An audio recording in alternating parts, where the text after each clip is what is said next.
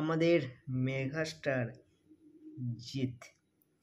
আমি মেগাস্টার বলছি, আমার কাছে তিনি মেগাস্টার, আমাদের জিৎ ফ্যানদের কাছে তিনি মেগাস্টার।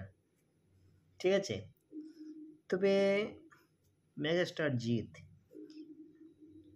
উনি কেন আলাদা জানেন? উনি ফিল্ম করেন, ফিল্ম করার পরে আপনার ফিল্মটা ভালো লাগলো বা না লাগলো সেটা কোনো বড় কথা নয়। ফিল্ম করেন, ফিল্মটা তিনিও দেখেন, বাস জাস্ট কেটে পড়েন। ঠিক আছে, এই কারণে জিৎ সবার থেকে আলাদা।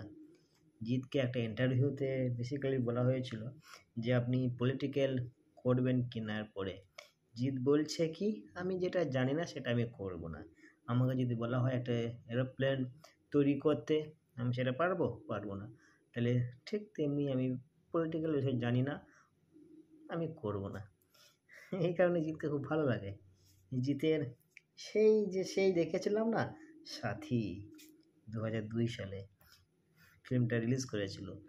আমি সেই সাথী দেখে আজ পর্যন্ত জিৎকে ছাড়া আর অন্য কোনো হিরোকে পছন্দই করতে পারি না।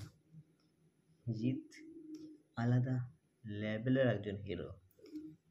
আপনারা মানছেন বা না মানেন সেটা আমার কাছে কোনো ম্যাটার করে না। আপনাদের কাছে দেব হতে পারে ভালো হিরো, প্রসেনজিৎ হতে পারে, শাকিব খান হতে পারে, যে যার কাছে আলাদা আলাদা রকমের হিরো তাদের কাছে ভালো। কিন্তু আমার কাছে জিজ্ঞেস করেন, আমার কাছে দেবকে ভালো লাগে না, শাকিব খানকেও ভালো লাগে না। আমাকে ভালো লাগে কাকে জানেন? মেগাস্টার জিৎকে।